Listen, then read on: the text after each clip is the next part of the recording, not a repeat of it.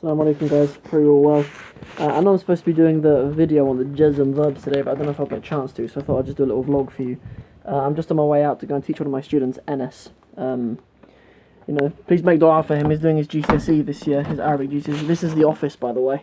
This is the office studios of Arabic with Sam. Old curtain. They try to keep it humble, These are Oreos, by the way. I sometimes take Oreos for the drive. They're my little treat. I don't eat much junk food. I don't ever eat sweets, but chocolate and Oreos I like. Okay, good.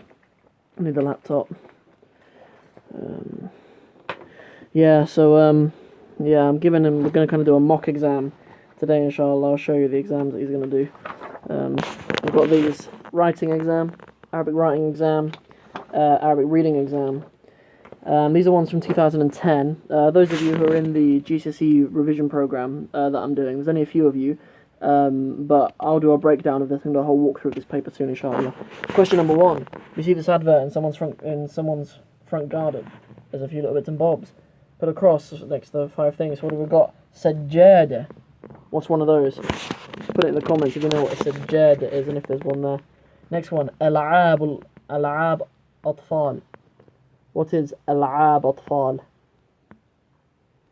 Put it in the comments if you know what those are. So that's question number 1. Cool. Right, let me just get packed up.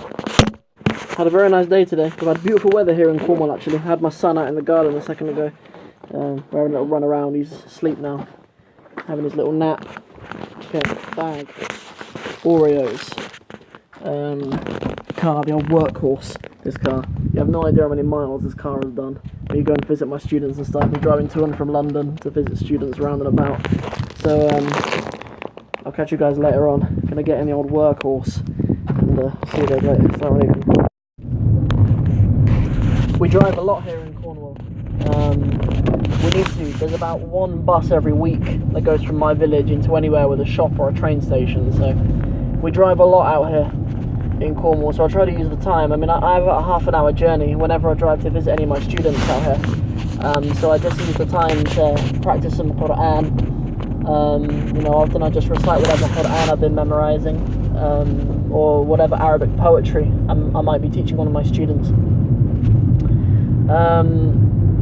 So there's a poem that I've been teaching a lot of my students recently. It's by a Syrian poet called Nizar Qabbani. He's a recent modern poet. He's passed away now though.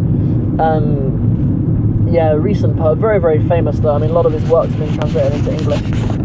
So Google him, inshallah. If you'd like me to do a little walkthrough of one of his poems, actually I'll recite some of the poetry now. Actually, how does it begin? It's a poem called Qari'atul Finjan, the Qari' of the Finjan. A Qari', this is the fa'il wazn, the fa'il pattern of the verb qara'a. Most of you probably know what the verb qara'a means. It just means to read, so it's a reader. But as it's qari'atu, this 2 on the end is a ta' marbuta, so it means it's a feminine, it's a woman reader, of a finjan. I don't know the word finjan's originally from Arabic actually, it's probably originally from Persian or something.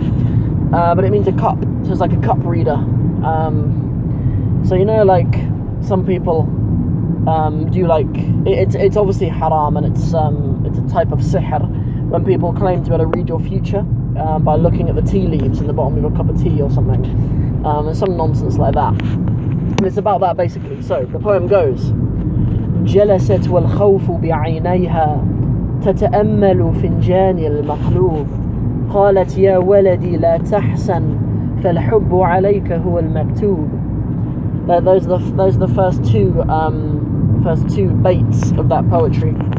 So I practice a little bit of Arabic poetry in the car sometimes, a little bit of Quran. That's how I kind of pass the time whilst looking over the beautiful landscapes that we have here in Cornwall. This is probably the most beloved place to me, Cornwall, after the 3 sacred mosques, obviously. Gorenhaven, the village where I grew up, is the most beloved place to me. So on our way to Truro, any of you who have been to Cornwall probably know the metropolis, the mighty Truro. That's where we go to encounter some civilization down here in Cornwall. So got a lesson with Enes. I'll show you bits of it.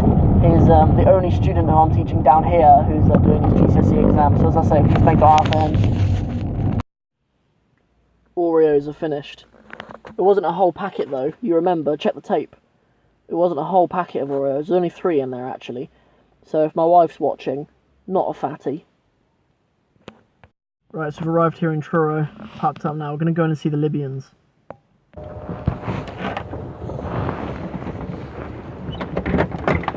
Assalamu alaikum. Wa alaikum salam, how's it going, man? Good. Alhamdulillah, bismillah. I know a lot of people in the world don't see it as being like an Olympic gold medalist or, you know, being the prime minister or, you know, running a company that's $1 million. But to me, my equivalent of those things is just being the best Arabic teacher I can be. And, you know, by that, I don't necessarily even just mean being the best at teaching Arabic. When I say being the best Arabic teacher I can be, I mean about being the best in a well-rounded sense. You know, I do tons of things for my students which make me lose loads of time and loads of money. You know, sometimes I really go above and beyond for these students who I care about, and sometimes I even drive to their houses when they live in different counties and different cities to myself, or I make extra videos for them online even if they don't pay for them and stuff like this. And you know, this all and you know, but because of that, I often even take a hit financially, but you know, it's because I care. Like, it's because I want to be, in a well-rounded sense, the best Arabic teacher I can possibly be. The Libyans have been taught, alhamdulillah. I just want to take a second just to ask you to make dua for them. You know, I've been teaching these guys for as long as I've been back in Cornwall when I moved back here from London. So nearly 2 years now I've been teaching them. So there's 4 of them. There's the 2 little ones, Amin and Ayman, and then there's the 2 older ones who I teach, Amal and Anas. So we ask that Allah Azza wa Jal increase them in knowledge and facilitate them learning Fusha in addition to their Libyan Amiyya that they learn at home.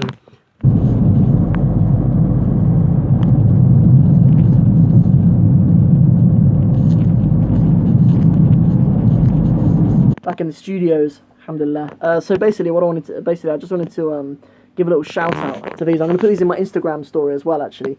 I've started doing Instagram stories, by the way. I didn't even know how to do them. To be honest, even though like I'm a YouTuber and stuff, I'm not really like a social media guy. Like I'm a teacher. Do you know what I mean? Like, so I'm a bit slow on like Snapchat, I'm a bit slow on my podcasts and stuff like that. But I mean, I'm using them just because I really want to help you guys. I really want to put out content. But I've worked out how to use Snapchat stories. No, Instagram stories. Sorry, Instagram stories. So today, the first day, I put out like four little stories in my story. So these are going to be in my story because I love these books. But basically, these Safar Islamic Studies books, I've introduced these into our madrasa here in Cornwall. And let me just show you how beautiful the illustrations are in them. Like, I ask that Allah give me the ability to produce things as beautiful as these for the Muslims to learn the Arabic language, because the illustrations in these are just so nice. You know, they're so affordable. They're like a few pounds each. And yet, like, there's just such nice colour and quality and detail in the illustrations of them. So, those are the Safar books. Earlier, I had a chat with one of the guys on the publishing team, actually, Shaheen Ar-Rahman. May Allah preserve him, may Allah bless him.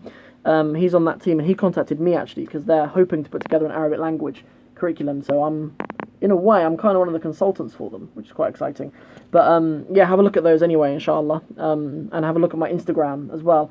Not many people like my Instagram yet, so or at least maybe not many people are following me on there yet. So go over, follow the Instagram, follow the Snapchat as well, and make sure you're socializing with me, inshallah, as well as following my content. Yeah, so I did want to do the Jazm video today for my verb conjugation series that I'm doing here on YouTube. I did want to do that, but I don't know if I'll get time because it's like 7 o'clock now, and I need to go and spend some time with my little boy. So that might be it for the vlog today. But hopefully do some more of these vlogs so you can follow me around and see what on earth I'm up to, putting together all your videos and how it all works and the behind the scenes stuff. Socialize with me, inshallah. Leave comments, drop me a message, email arab@sam@gmail.com if you have any questions. I'm on Snapchat, I'm on Instagram, I'm on Facebook, obviously here on YouTube. So hope to have a few conversations with you guys. The video that will come up tomorrow will be the Jazm video that I told you guys about Jazm verbs. So I haven't forgotten about that. So I'll catch you guys tomorrow. Assalamu alaikum, guys.